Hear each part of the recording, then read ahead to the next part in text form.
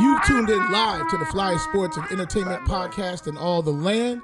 This is statlinesmatter. I am your host, Mark Stewart, and I'm joined by my partner in crime, as always, Mr. Rob Hunter, and we have a reunion-style treat for you here today. We have found our brother. He has returned to us. Brother Noosey. Mr. Jason Weaver back in the building. Statlinesmatter.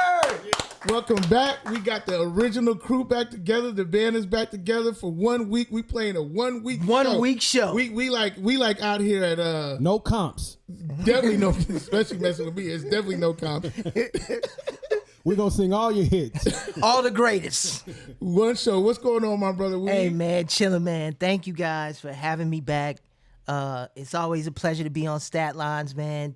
This is what, season 3 now? Yeah, we just kicking off season 3. It's been 7 years, but this is just season 3. Hey, but you know what? Congratulations on season 3, because I've been keeping up with the show. I think it's awesome. I'm loving to see Rob's growth, especially in the realm of comedy.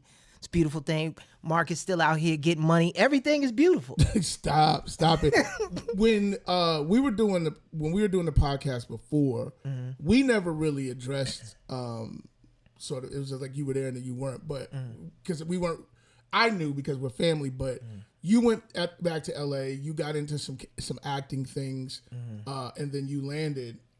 Right now, you're currently on recurring character. Well, no, you're a cast member on the Shy. Showtime show, The Shy. Tell us about that. Tell us about, because I know you and Lena Waithe go back. Yeah, that came together. You doing that thing, and you back. So you spend a lot of time in Chicago the whole night. Give us. Yeah. No, I mean, basically that's what happened, just to bring everybody up to speed. So we were just on the regular recording episodes for Stat Lines Matter, and then I had to go out to Los Angeles at the recommendation of my agent and just kind of move around for a little while. And while I was out there, me and Lena we've always stayed connected because we're working on another project together, an animated project. And while I was there, I just, got a call. They were like, listen, for season 4, we're thinking about developing this character. We're really interested in you playing it. And for a lot of people that may not know, prior to me getting involved in this season 4 in The Shy, I was originally casted in the pilot episode of The Shy as the character Ronnie. But unfortunately, at that particular time, and it was kind of meant to be, sometimes it happens like that, especially in the world of film and TV. Just the studio wanted to recast. They wanted to bring in kind of like a new script, retool the show, and build it back up to where they kind of had envisioned it. So unfortunately, I couldn't go along with that part of the journey. But many seasons later, Lena came back full circle. We got an opportunity to work together to season 4 back in Chicago. Working back home was just fucking amazing to be in the city. I mean, it was still in the winter, but and in the middle of COVID, but just to have the opportunity to be back home, work with local actors, local crew members, work on a great show. Where really all you had to do was show up to work and say the lines, and I mean it was great. And thankfully, by the grace of God, and based on my performance and what the network feels about what I did in season 4, I'm back for season 5.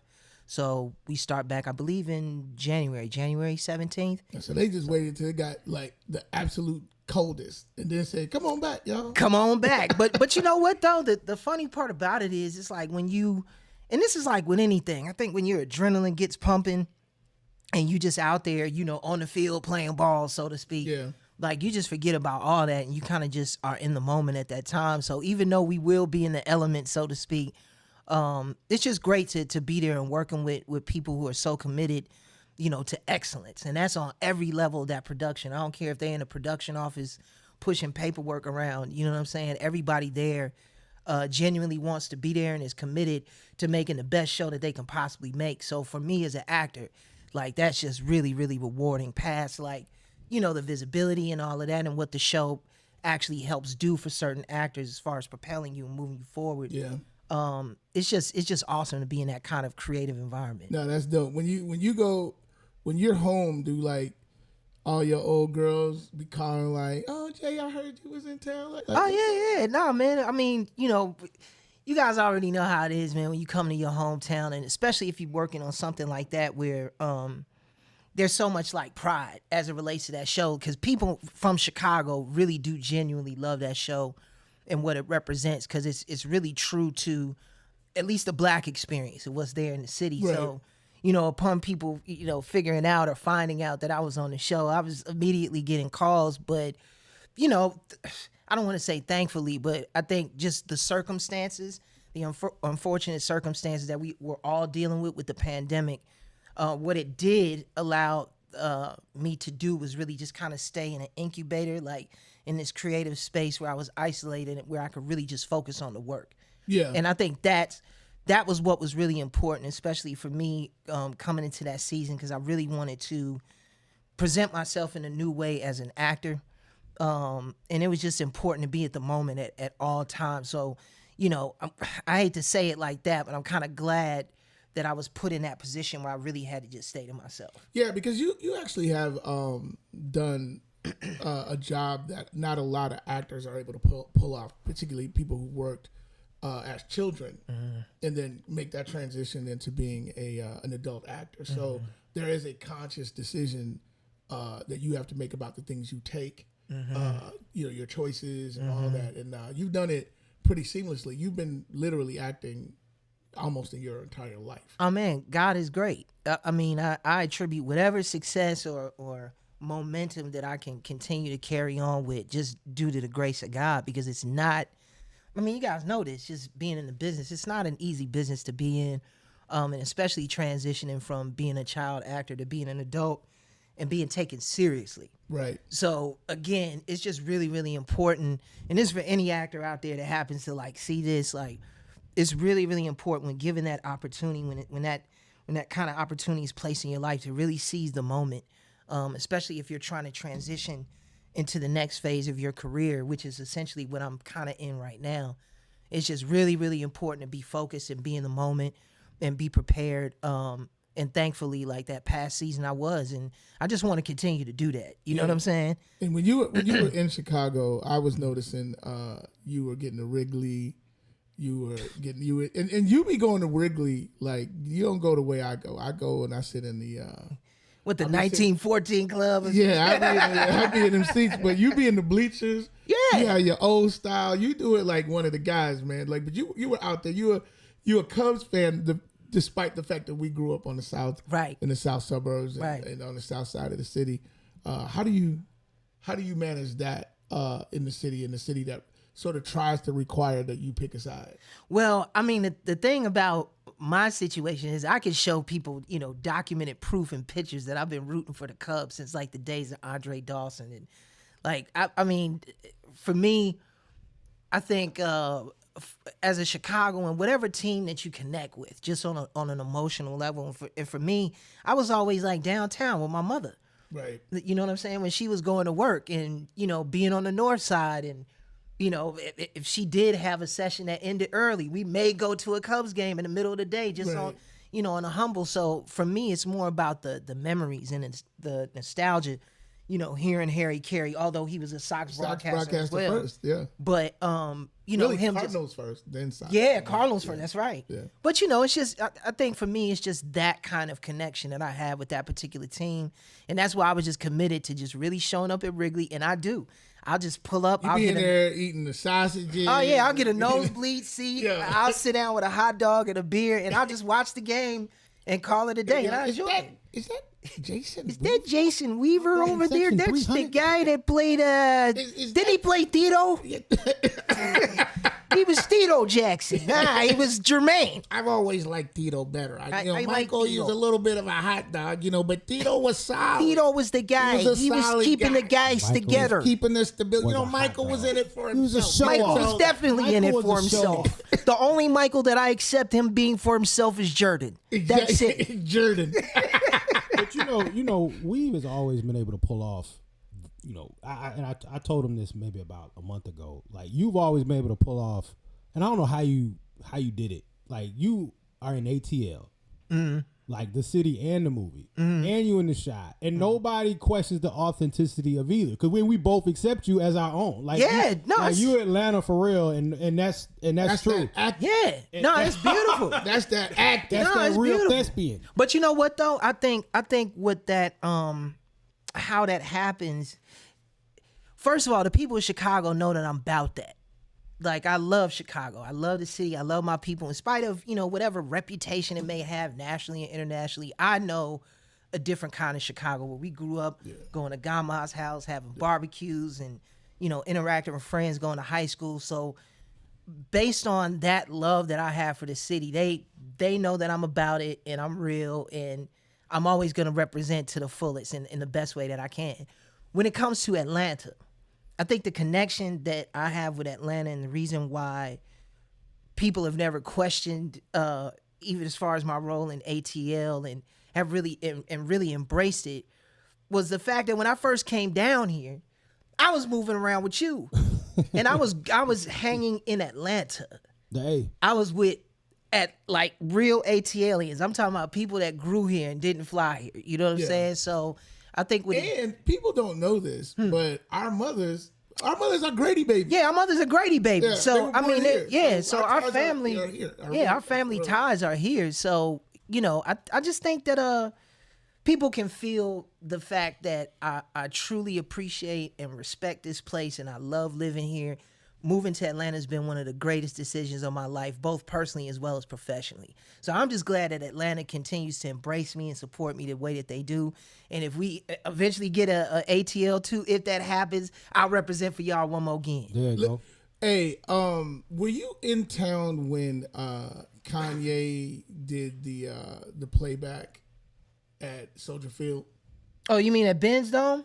He did it. No. I'm saying in Chicago. Oh, I wasn't there for the one in Chicago. He did it here. When he was, you went to the one here though. I went to the one here. Oh, so you went to the one here? Yeah, I went to the one. For some reason, here. I thought you were the one back in Chicago where Kanye gonna do it big. He gonna get up there and beg Kim to come home in front of 47,000. That was at Chicagoans. That was in L.A. Yeah, that was in L.A. Yeah. He didn't do that. He didn't do that back home. I think though, I actually think that there was a moment where you thought, if a man get on here and beg to bring you home in front of all his hometown, L.A., Atlanta, and try to get you to come home, you think you had a shot. But now I'm seeing that Kim is out here getting law degrees. Oh yeah, and the day after, officially asked to be made single. Yes. Like after that plea Friday. from Kanye, Yeah. I thought that was ice cold. Yeah, but that's crazy that I don't really know what the deal is with her.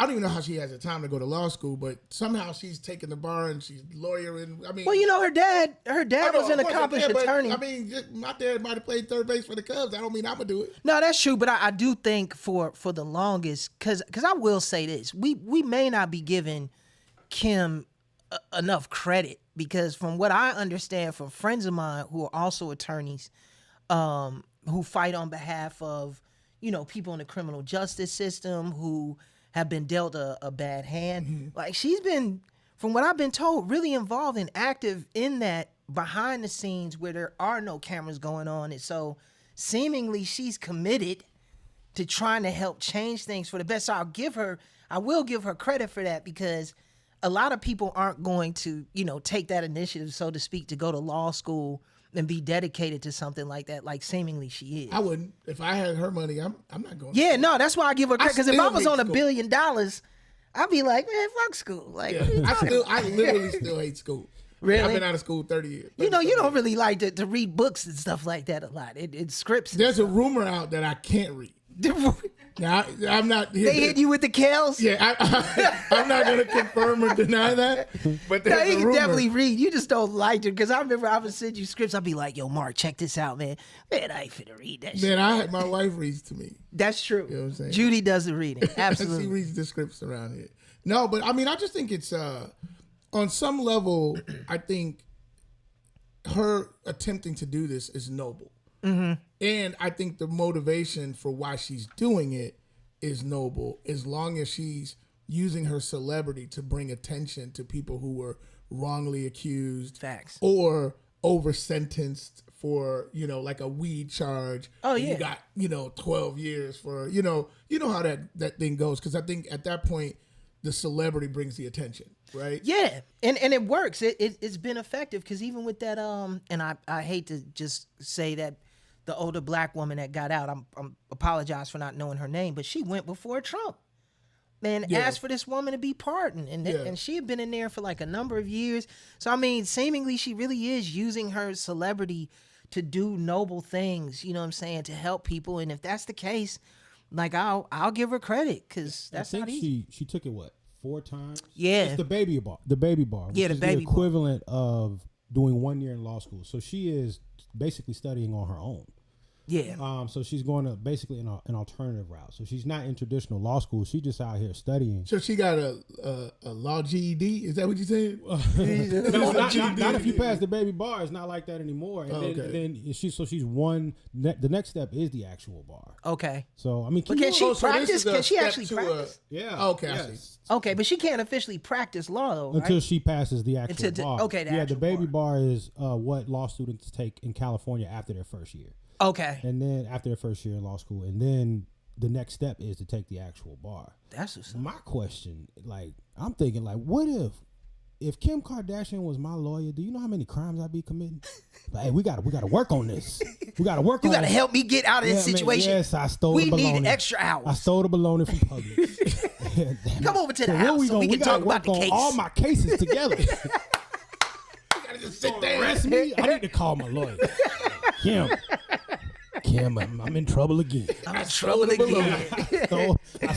batteries, the energizers from the Target. I know you told me. Not to mess up. Yeah, I'm so sorry. But I'm back again. I'm a miscreant. No, but it's really interesting just watching her evolution, and even watching, everything that her and Kanye are going through. And yeah, but she gonna give up all them Yeezys.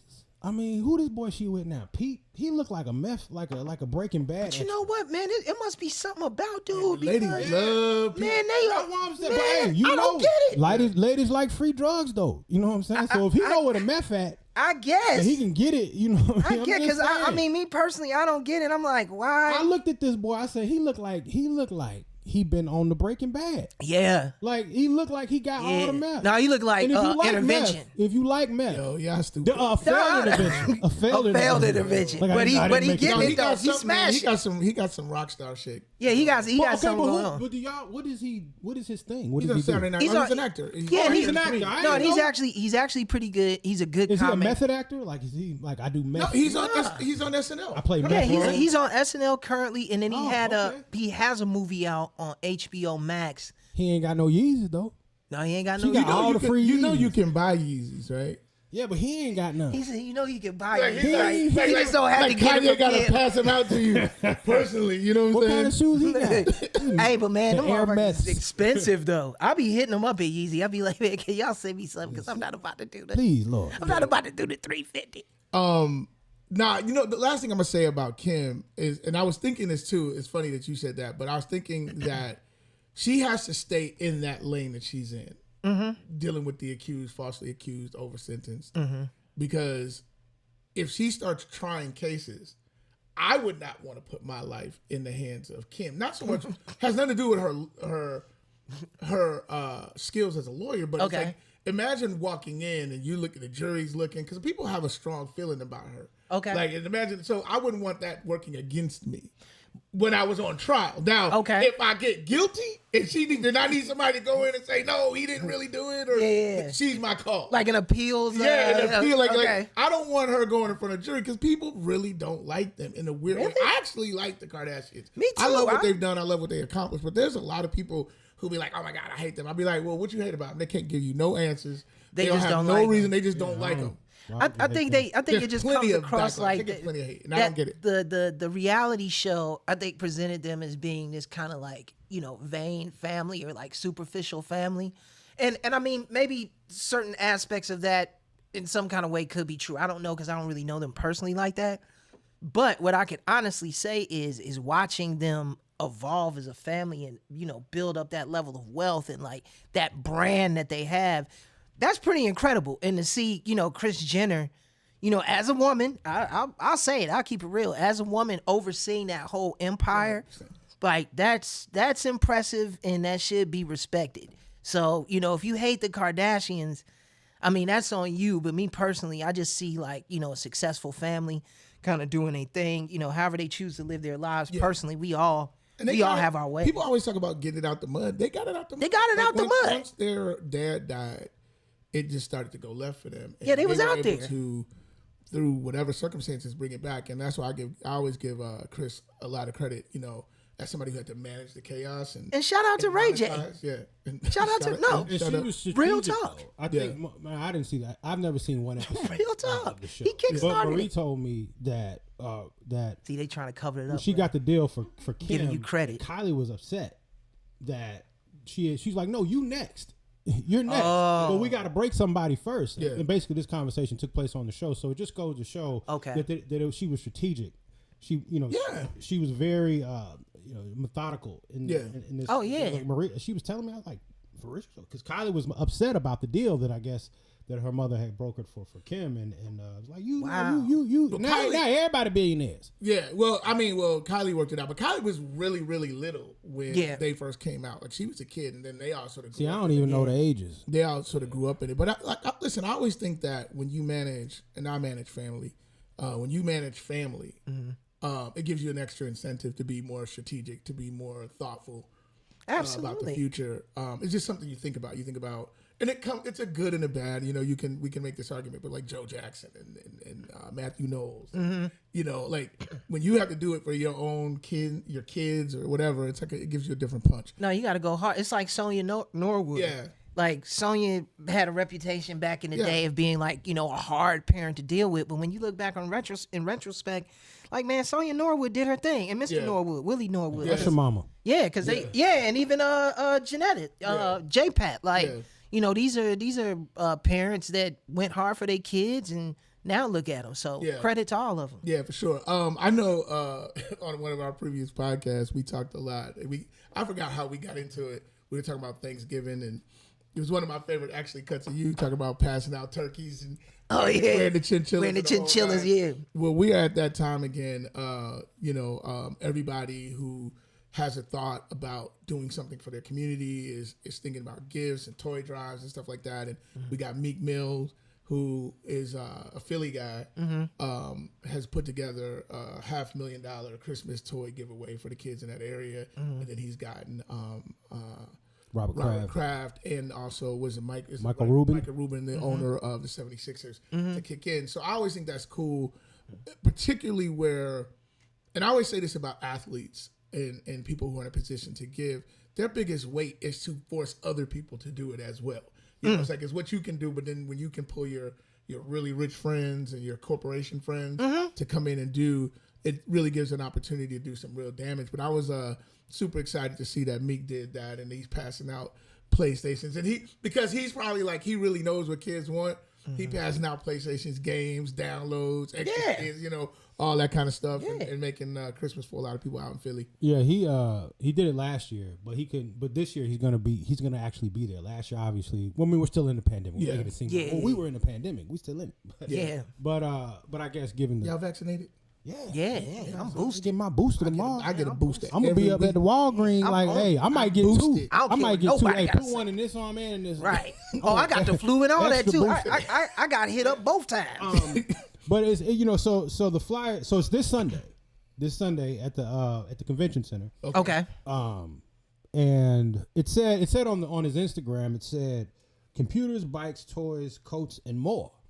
Okay. I'm interested in the and more of Robert Kraft. I want that massage parlor voucher. So I know he knows. Hey, one of the most five. I'm just saying, like, hey, I need. You really? Hey, I'll give me a PS5. You went from a kid's toy PS5 drive to that. I'm just saying. But But the thing is, though, you have to put the promotion code in, like, in order to get the thing he got. Promotion code Brady get you to number 4. You understand me? Yeah, that's hilarious. Patriot missile. Patriot. That That's means hilarious. you getting the works. That's hilarious. The full month. Patriot missile. I love that. Nah, but they're Meek is doing this thing, and No, shout out to Meek because it seems like too, he's really really committed to that as well. I think that situation that he went through where he had to, where he got back locked up, and he had been on I probation. didn't even know that happened. What happened? He had got this was like years ago when they had like the okay. free, Yeah. Okay, I thought it was like something since then. Oh no, Okay. no. But I think just him going through that and people being made aware of his case that he had been on probation for like a decade. And it was and that bogus, too. judge, just so you think about like if he didn't have the resources and the notoriety that he had, Right. he wouldn't be able to do this. Right. Right. She was trying to take him off the streets. Yeah.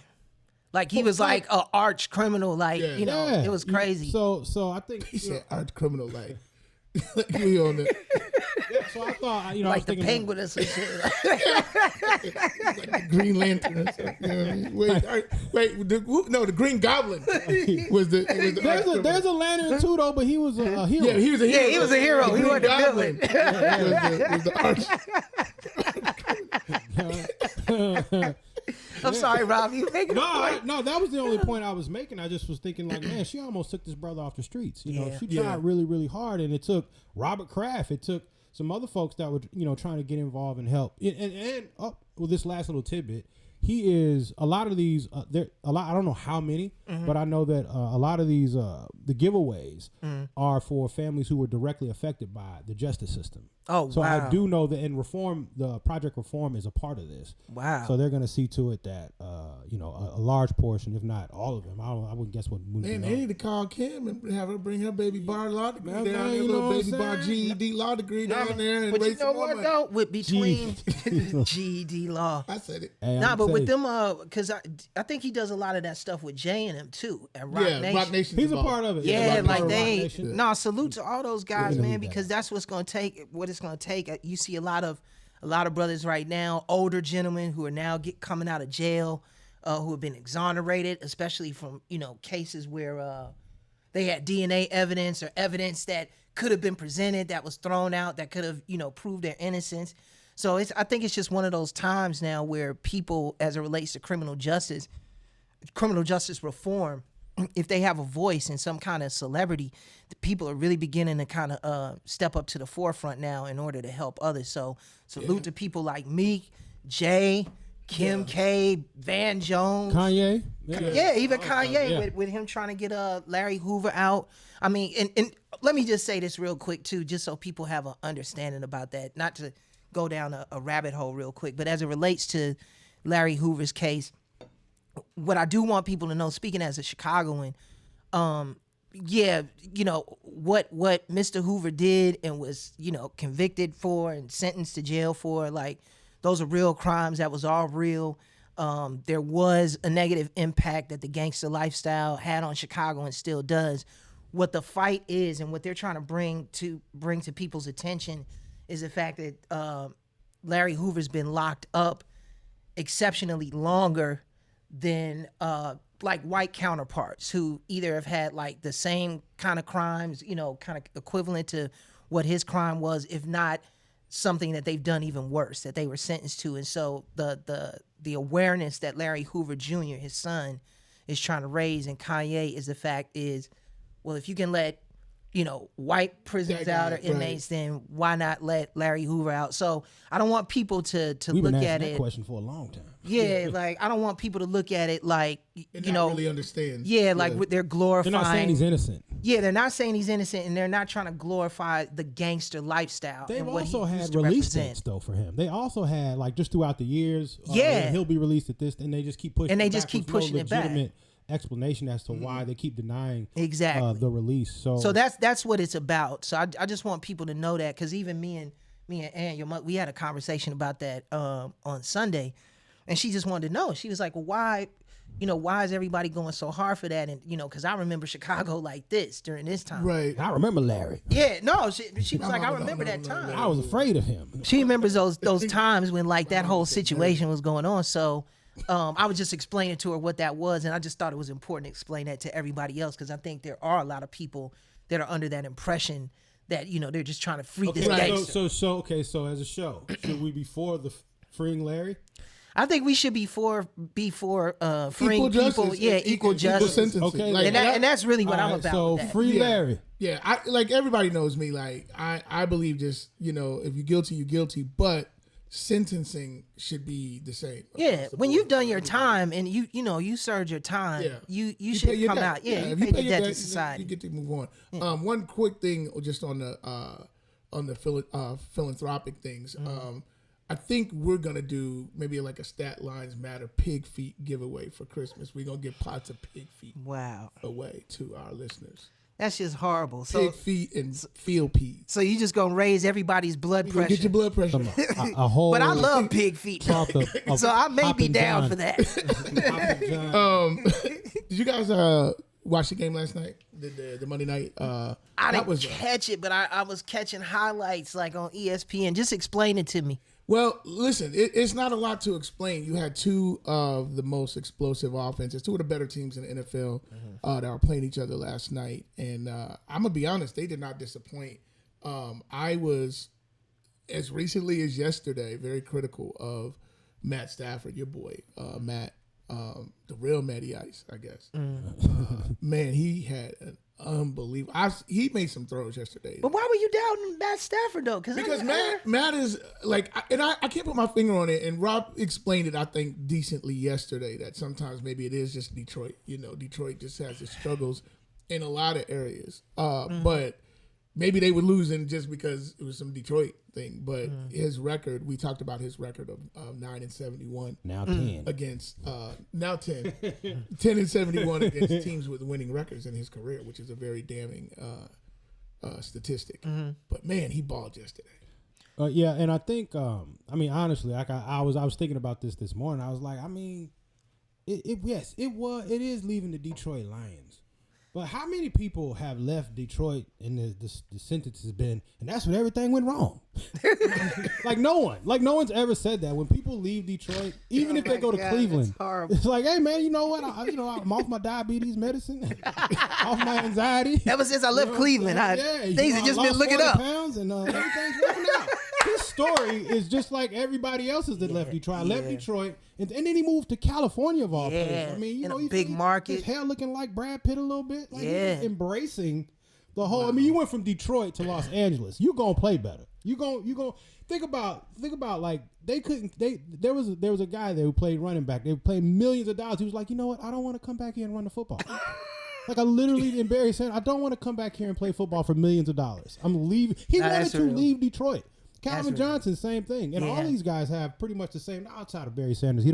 He played before him with Scott Mitchell and some other guys. But, Calvin Johnson's record against, winning teams is probably pretty similar. And he wasn't a bad receiver. Yeah. Now, I saw Calvin Johnson the other day at the Dollar Tree since he left Detroit. Looking like Ralph Tresvant. Just look at everybody comes up. Like Ralph, like 87 Ralph? Yeah, like 2021 Ralph. No, sensitive. Stone Cold Jim. Okay. Wow. Okay. 90, you saw him at the Dollar Tree? No, I'm just kidding. I was about to say, man, what was Megatron doing at the Dollar Tree? He looking good. But I'll say this about Matt Stafford, because I have been watching him throughout the season. And like a lot of people have just been kind of critical throughout this particular season because it's kind of seemingly been up and down for the Rams, yeah. But I knew that once he got over there and he got situated. And found black people get situated. Yeah, you got to get situated. I literally never heard a white person use the word. I've never heard a white person say that. I feel like that's for blacks that's only. Definitely us. Hey, big Matthew Stafford, you had to get situated. Yeah. And then with the move with Odell coming over there, like I think Odell. Yeah. Odell came over there. 3 straight games. First time since 2015 since he left Eli and them. Yeah. So I think he had some old coming to Jesus. Maybe he got on the phone with Eli and apologized or something, but he's doing better now. Yeah. I mean, it's looking up. And Aaron Donald had a great game too. Aaron Donald went crazy. Yeah, he went crazy. Closed out the game with a sack. They should have killed the ball. I don't know. I don't know why they didn't spike it. I was watching it. To at least get the Hail Mary. Not Cliff Kingsbury's best game. No. Well, I mean, I don't know if that was Kyler on his own, because I can't imagine there would be a coach who said, "Yeah, just go ahead and run a play." Yeah, I mean, and you look at now. So the Rams had lost 3 out of 4 games, right? Yeah. And now they are one game out of first place, right behind the Cardinals, who they beat. So do they have another game? That part, I don't know who's left. I got. Did Kyle Murray play last night? Yeah, Kyler Murray. He did with his big old head. Yeah, man. Okay. And that boy you know, can throw. that's Yeah, I was he about can to throw. say that. If you And he's wanted the to shit. watch some pro arms, Yes. Yeah. And for Kyler, it's actually a little bit more entertaining to watch because he's so much smaller than Matthew Stafford. Do they play again? Can we see if they play again or if they're done for the year? Because that will come down to everything. I was watching Kyler. Kyler can throw the ball from left hash And all he the way did. to the And like I told that to my brother. We were out smoking cigars and watching the game, and he was on the right hash and threw a ball on a guy who was just tight like that. I said that's the equivalent of throwing a ball 60 yards and hitting an apple off of somebody's head. That's like crazy. that was the window. And Stafford had a pass like that. Was it the Cup? Was it the Cooper? Who was the touchdown to the corner? And the pass to Van Jefferson. That might have been I'm not trying to go crazy. Hyperbolic. That might have been one of the best throws I've ever seen, if not the best throw. That throw to Van Jefferson. Yeah. boy. Yeah, that was so. Yeah. I jumped up. I was out, and I jumped up out of my seat and nobody else was really watching the game but me. And because I had money on it. You know, I'm that guy. Oh yeah. He's that guy. Win? No. Oh, so No? you we did take talked the about bets. it. Yeah, you I did. took the bets that we said. Okay. Wow. But you were right. The game closed at 53. So your play was the over was on point. Don't bet, invest. Let me ask this: predictions for Super Bowl. Like, who do y'all think? Oh wow, put me on the spot. I know that you've been liking the Patriots. It's not that I actually don't like the Patriots. No, I'm saying to go to the Super Bowl. I'm resolving myself that it's going to be Green Bay and the Patriots because that's the kind of year I've had. I've had a terrible year betting. The Bears have upset me, and that would be like the worst case scenario. Yeah. Aaron Rodgers against the Patriots. Yeah. Like, I'm over them. I'm over all of that. That rookie quarterback that they got over there, the Patriots. What's Mac Jones? Mac Jones. Yeah, Who? man. So Mac they look to be Jones. like the Chiefs seem to be finding their way now, because they went through a little bit of a lull offensively, and the Chiefs looked good last Sunday. Yeah. Oh yeah. And then you thought that, well, what's going on with the Rams? Well, they seem to have answered a lot of questions yesterday.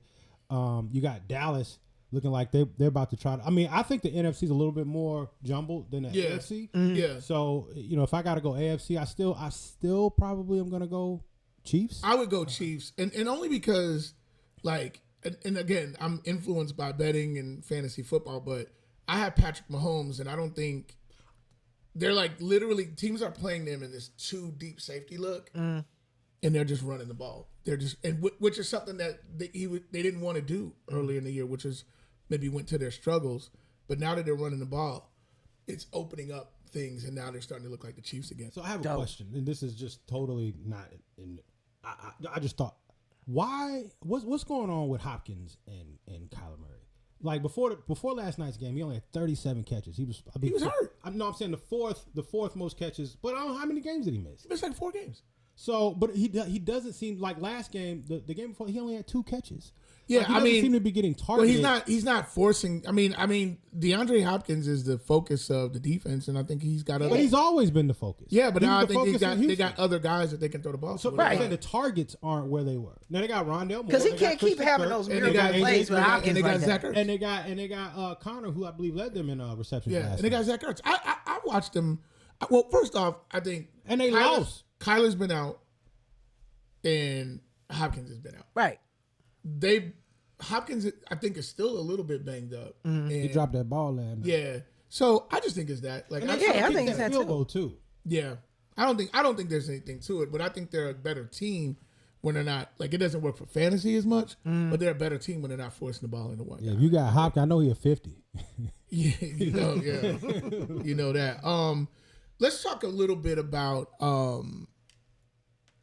LeBron. The show always finds a way to get LeBron into the discussion. So when we were talking about how we're gonna put the show together, he because he loves LeBron. Mm-hmm. That's his man. That's your man? Yeah, that's for your sure. folk. Yeah. Right. That's your folk. Yeah. Okay. Go ahead, man. Say your speech. Yeah, man. It's no speech. I was just, obviously the last I would like last to take game. this opportunity to show my love. He became the LeBron. oldest guy to record a triple double in NBA history, and I was just like, man, this dude is his last 8 games. He's averaged 29 points, 8 and 8, or 7 and 8. And you're just looking at a guy who's in his 19th year, and I think it's just pretty special what we're watching. You know, if you're just talking about sports in general, have a guy producing at that level. Friday he just finished a back-to-back in OKC. Saturday he flew to his son's game in Phoenix. Sunday he flew back to Orlando, recorded the triple-double. I mean, like, Orlando's 5-24. Go ahead though. But I'm saying, coming from Phoenix all the way to Orlando after playing 3 games in 4 days, I mean, that's pretty special, man. No, I mean, look, it's cool. And him and Michael Jordan are the only players over 36 to Who? average 25. What up? What's his name? 25, 5, What and you say his 5. name? What? Say his name though. Michael Jordan. Say it again. All right, cool. Michael Jordan. There you Michael go. Jeffrey Jordan. All right, cool. All right, cool. MJJ. Cool. Yeah. Him and Michael Jackson have the same initials. All right. Exactly. Michael Joseph. I was just trying to detect that there was some Pippin venom behind I that, just but think it's some. that we You know, good? hey man, I just think they the 2 goats. That's all. I mean, in the same pasture, and they eating together, and they living peaceful. Well, I'll say this, man. Goat named Michael and the goat named LeBron. I enjoy watching LeBron play. I do enjoy watching him play. I mean, as a Chicagoan, he ain't Mike. That's okay. He not Reggie Theus. That's okay, okay. right? That's okay. He not Artist Gill. That's okay. I did. No, He no, LeBron is. He ain't Antonio Michael. LeBron is that guy. I'll give him that. What I will ask though, and this is so early, but I'm just gonna ask: do you think they gonna do the playoffs? Do you think the Lakers are really like going to be that team, a dominant team when it goes into the postseason? I think that, and I've said this before, I don't think they're a team that is comprised of all the pieces that you need to really go. Okay. However, if you have LeBron James, I don't care if he's the A seed, the 4 seed, if you have LeBron James healthy and one other guy, you got a real shot. That's the truth. Hate aside, he's a fierce competitor. Yeah. When he turns it and cranks it up, you saw it, I think, in the game last night or the night before. I mean, he's like mastered that, sort of chase down. Oh, the blocks. Oh, yeah. 3 of those. Yeah. And the thing that I realize, and we talk about this all the time in all seriousness, I don't know if he can sustain it. NBA is a long season. Right. And he deals with injury. Like he looks, indestructible, but Father Time is undefeated. So he has to manage his health and his body. And I think that's where the composition of the roster has failed them, because he should be able to take plenty of games off and have Russell Westbrook and have AD carry them through those Orlando games where you got this guy out here putting in triple-double action on a game that he should be in a suit. Facts. He should have been with his son. He shouldn't even have to fly into the city. But AD was out. Right. Yeah. But and even then, like you got to be able to get past a 5-20 team or whatever Orlando is, and a back-to-back against the 6 and whatever Oklahoma City. Like, that's where I think if they get caught up later, look back at these games where he's having the average. I looked at that. I saw something that showed his last 8 games, but a lot of those games are not even against good teams. They haven't really started playing good teams in the West yet. So he's expending a lot of energy to get wins over bad teams. And right now, there's still only 2 games over 500. They played a weak schedule that was loaded with a lot of home games. So when they get on the road and they got to go to Denver, they got to go to Utah, they got to go to Phoenix, they got to, you know what I'm saying? When it gets like that, I'm concerned if I'm a Laker fan on how LeBron's going to hold up if he has to continue to go 38-8 or whatever he's doing. Right, and he didn't have to fly to Orlando. He just flew. Oh, right, because they played out there. That's right. I just want to be. I think I messed up on that. But yeah, I mean, but I think that one of the things that we have yet to really see, and this is why I feel like you obviously, is we haven't seen them. They've been out, whether it's been AD a little bit, and obviously LeBron due to injury and suspension. Mm-hmm. So to see them play together, what they have done as of recent is they've turned up their defensive, the defensive intensity. And one of the places that they were suffering was in the third quarter, which they held Orlando to the lowest points that they've held any opponent in 22 years since 1999. Oh, wow. So they turned that part up, and if they can continue to do that, then because they were last in defense for a long time. I mean, basically the majority of. So now they're like middle of the pack. Now they're giving up around 104 points a game, which is like a market improvement. So you just have to again after the Christmas break see where things are health wise and it is a long season, and that's why you don't want to get too far out ahead of your skis. But right now, the Nets are favored to win it all, according to Oddshark. Mm-hmm. But I like Golden State. Yeah. So I mean, that's me. I'm curious to see, not to switch to Golden State, but to switch to Golden State. I'm curious to see how they work Clay in. And how they work. And work Kyrie back in. And, I mean, because that tells you, if they're still favored, and I mentioned this on our last show, that tells you that they believe that Kyrie's coming back. Yeah. If these still if the Nets are still favored, somewhere around the wise guys, they know something. Well, is that contingent him coming back based on him getting that plant thing, the vaccine thing or whatever? I don't know all that. Now you talking about no. I don't want no chip.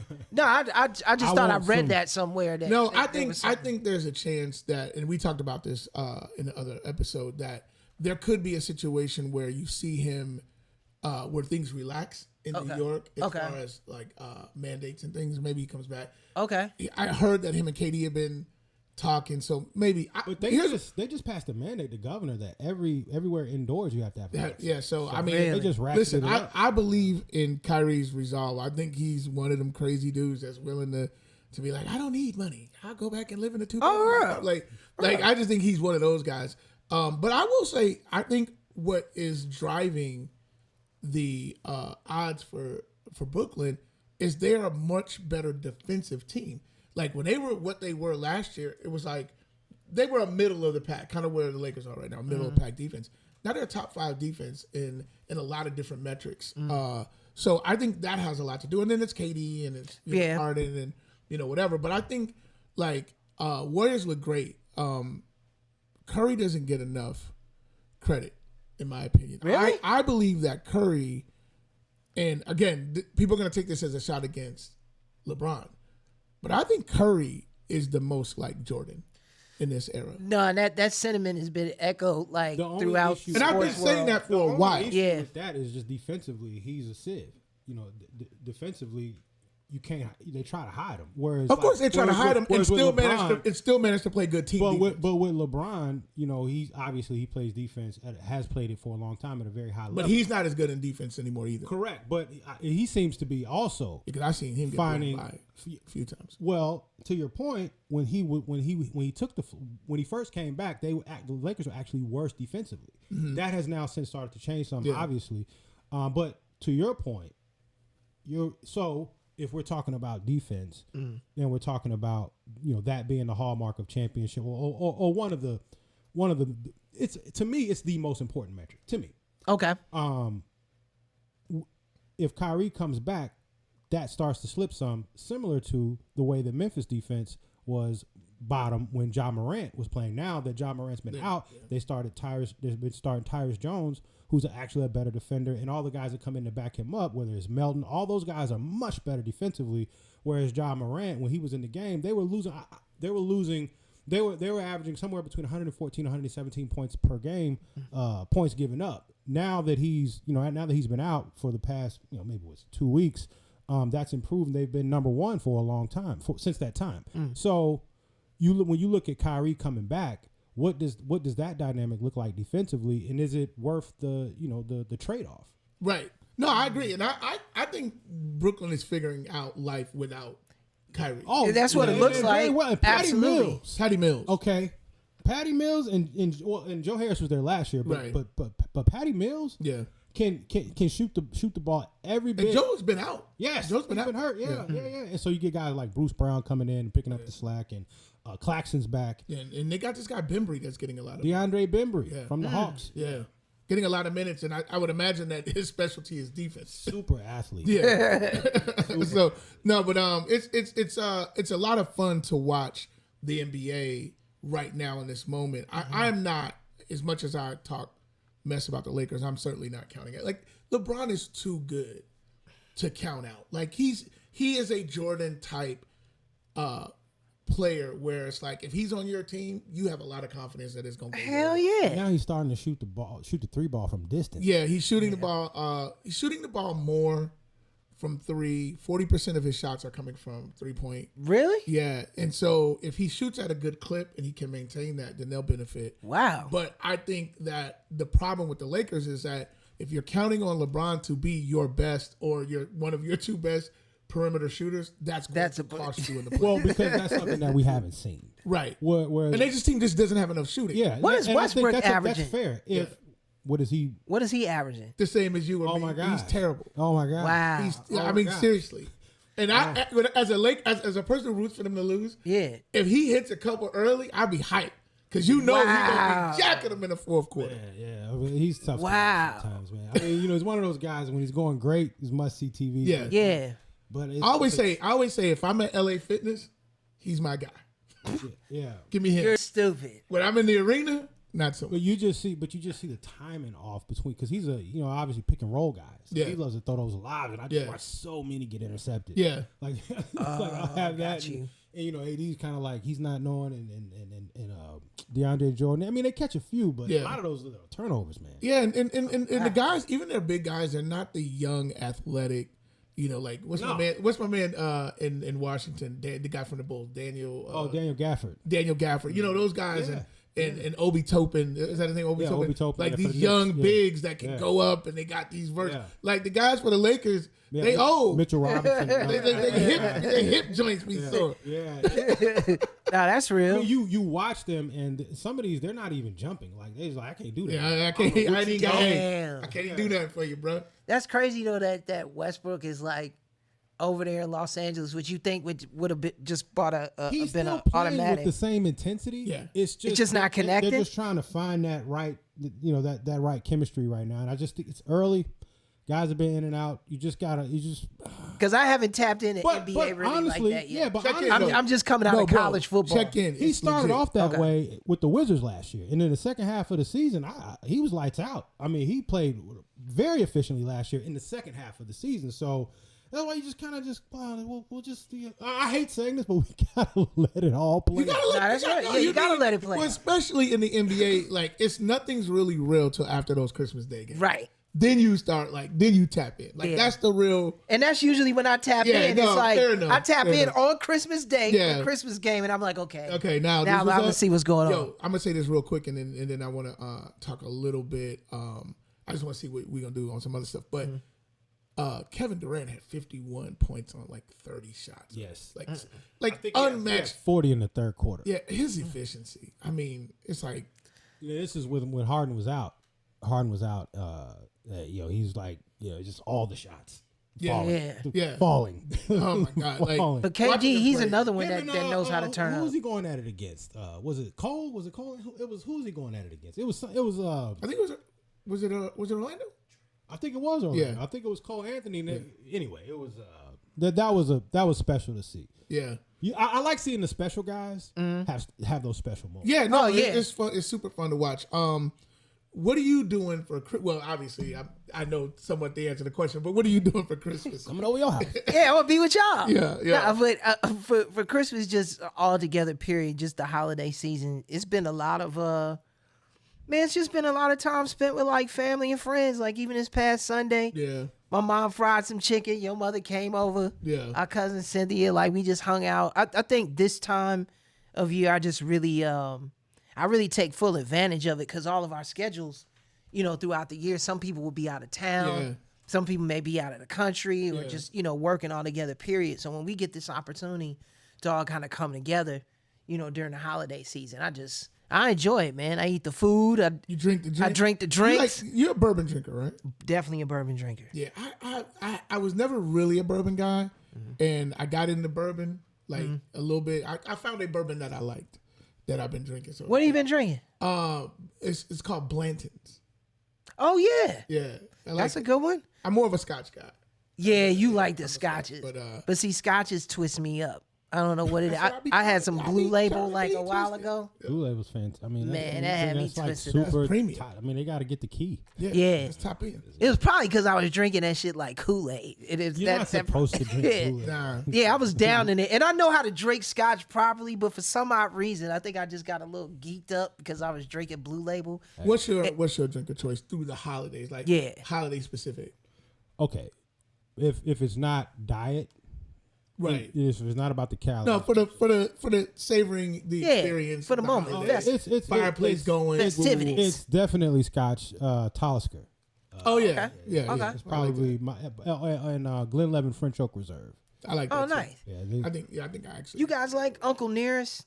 Let's give a quick plug to Uncle Nearest real quick because they may even want to come in and be a sponsor of that's Statlinesmatter. like that's the That's give us the background. 'Cause there's a story behind that. There's a story behind it. There was a slave by the name of Uncle Nearest. This was in Tennessee, I believe Lynchburg, Tennessee, where Jack Daniels was created. Anyway, this freed slave taught Jack Daniels, how to distill and how to come up with the brand that is now on the market, Jack Daniels, that we all know What and a love. unique story. It was create something. And then We somebody created else it, takes and Jack Daniels I've ran never with heard it. that before. That blend, that recipe that is so famous with Jack Daniels, a black man came up with that. A slave came up with that. It was basically stolen from him. Anyway, his family or his descendants, I think, had known this for some years, were able to develop a patent or get a patent for a particular blend or recipe that he had for another whiskey,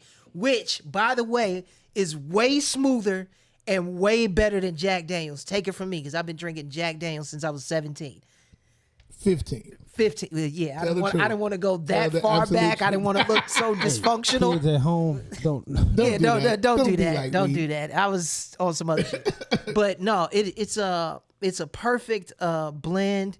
If any of you guys out there are interested in getting it, please get it. Uncle Nearest. They have two different types. There's more of a higher end kind that they have, but check it out. Go on their website. Black owned, black recipe, and they doing numbers too. Considered to be one of the best. You must be an owner. That was the best. Hey, it was pick. good. Hey, shout out Kenny Burns. good. Your boy just. Hey, he It's over just here selling good. that drink. Hey, it's just good, and with it being black owned, and with that backstory. Yeah, I think that know what I'm backstory is saying? everything. That's- Though. And I felt like I'd heard the story, and but that's awesome. Yeah. I've never had it, but I will definitely get some. Man, you should get some because it's good. What we were talking on the phone. We were putting the show together, and we were talking about our best Christmases, worst Christmases, and stuff like that. You were always working. Your whole entire life was your career, but how did you? I mean, obviously we had our big family Christmases, but like you're only child. Like, when did you come off the Santa thing? Like, when did your mom? Did you and your believe in dad- Santa?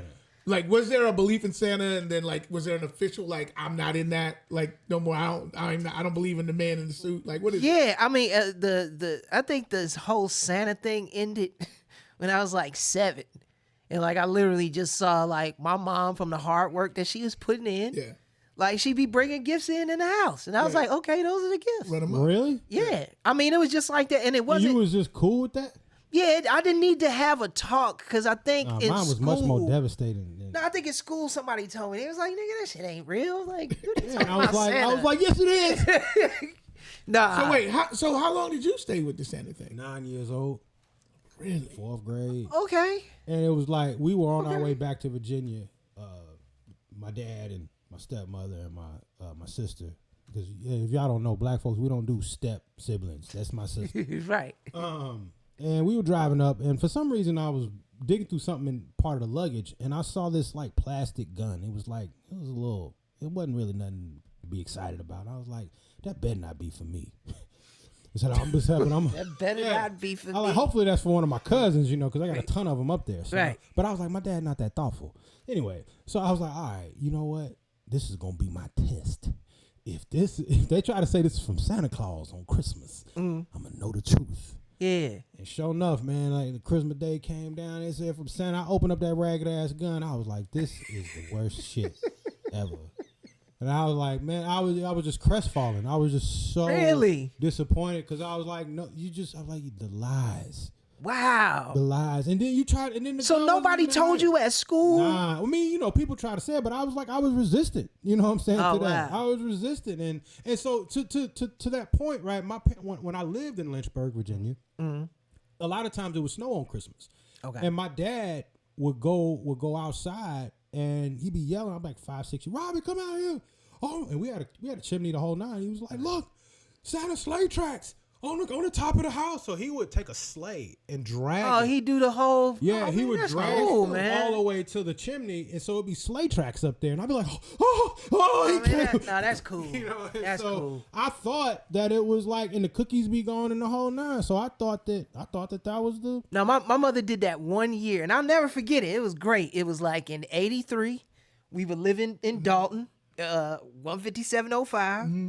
And it was one of those snowy Christmases. And I came down because I think I had gone to bed early. And usually on Christmas Eve was when my mom would let me open the gifts like after midnight. So I just heard her yelling like, oh, Santa just came. Woo, woo, woo. I ran downstairs. It was like a drum set there. Oh, wow. Remember our little dog, Muggsy? Yeah, Muggsy, got rid of. Yeah. We had our little dog and shit. He was a little white poodle. It was just the perfect Muggsy Christmas. was lit. Yeah, Muggsy was lit. Muggsy he was was peeing lit. everywhere. Yeah, no, that's what I meant. Yeah, he was peeing everywhere. I mean, with his urine. Yeah, he was everywhere. He's peeing on everybody and everything. Man, urine. Yeah, he was crazy. But that was the Christmas that I had. And then past that, I've never had a horrible. No, I will say there was one Christmas that I spent away from the family. It wasn't a horrible Christmas, but I hated the fact that I wasn't home with the family. Yeah, I was in Los Angeles, I think. Yeah, it's funny that you say that. So, okay, so on the Santa issue, I don't think my mom ever played them games about the Santa. About thing. Santa? I think one year we maybe there was some cookies that went out, but it was like, even with that, it was like more like just something to do. Yeah, I didn't think. I mean, we lived in a condo, so it wasn't like I thought some white dude was going let's go pop come on some down, gifts. with some, whatever. My mother told me he came through the sliding glass window when we moved. Yeah, I said, "How we ain't got no chimney?"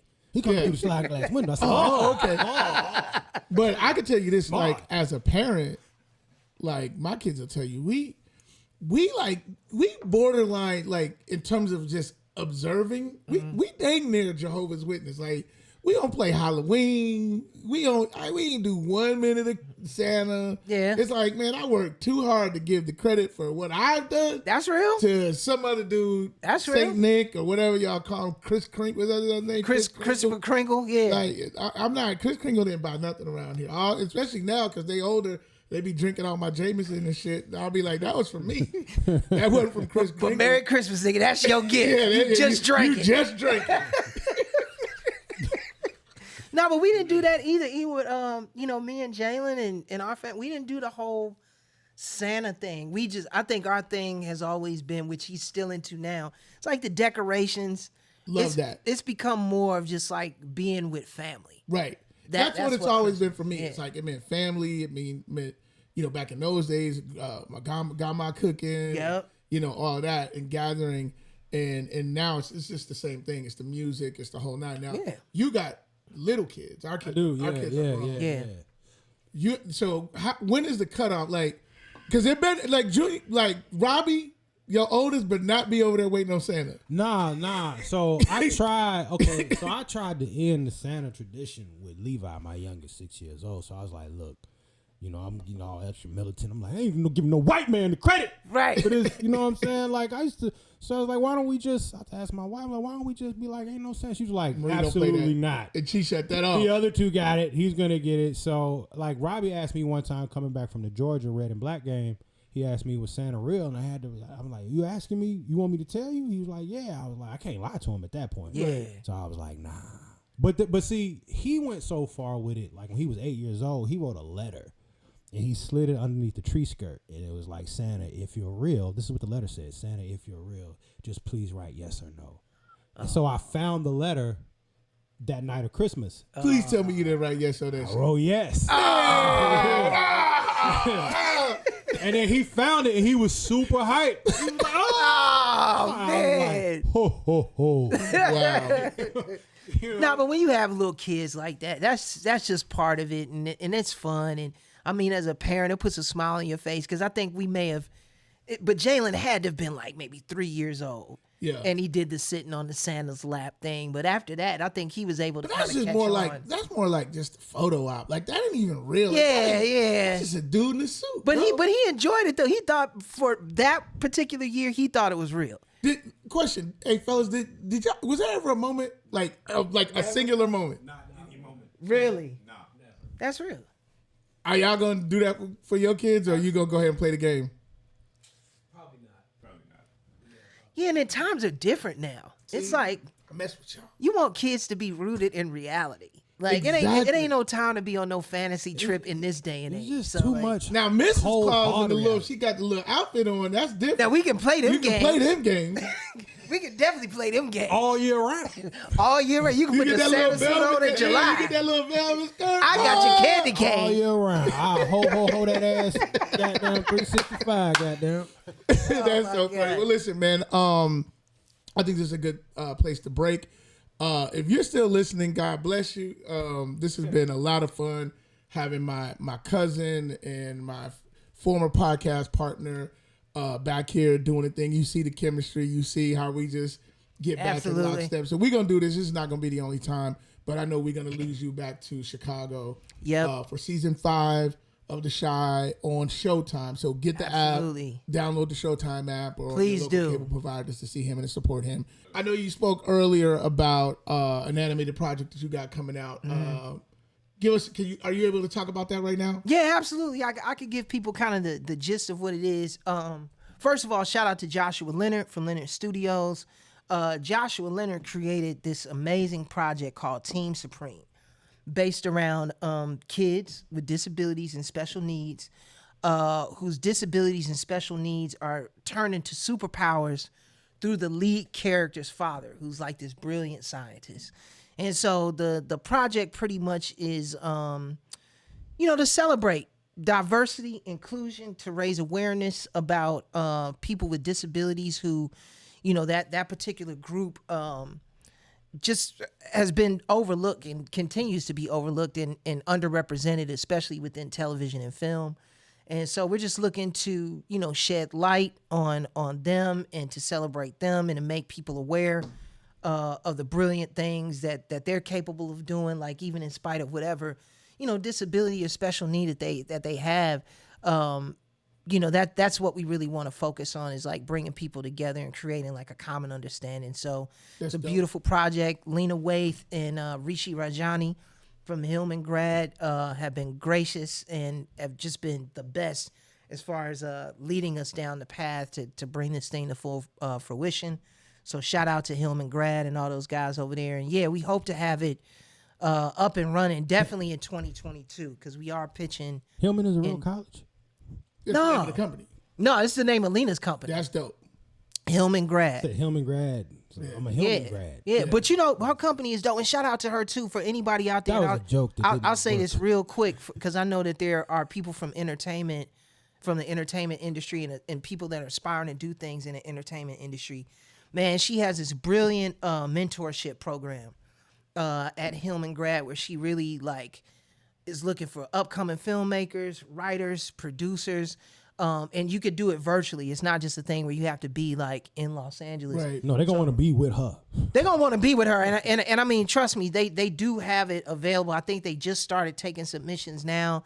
So if this comes out in enough time, and if there are any aspiring filmmakers, directors, and writers out there that want to get down and submit for her mentorship program, you should get involved, because she really is helping to kick open doors for just people in general who have ideas that traditionally in Hollywood they get overlooked, or their stories don't get told. And that could be Black people, Latino, Asian, the people from the LGBTQ community, women, Right. Who have empowering stories. So if you have those kind of stories and and you really have something that you want to share with the world, you may want to look into it. That's fire, man. Well, listen, man. Thank you, Jason. We are absolutely proud of you, proud of everything you do. Thank y'all. Both in front of the camera as an actor, and all the things that you do to help people and inspire people behind it. So congrats to you. Let's make sure we do this again. Absolutely. And because we had so much fun when we do this. This is awesome. I also like to say, like I always do, thank you for tuning in. Thank you for engaging with us. We ask that you go to our YouTube channel, subscribe, like, and get the notifications so you know when we bringing things out. We're available on Apple Podcasts under Statlines Matter, and follow us on our social media, which is at Statlines Matter on Twitter and IG and all that stuff, and even TikTok. We have a TikTok page as well. So thank you for checking in. Like always, I'm Mark Stewart. This is my partner, Rob Hunter. This is Jason Weaver. This is Statlines Matter. Peace. Bad boy. I ain't come for games. Say it to my face. Say it to my face. I ain't come for games. Say it to my face. Say it to my face.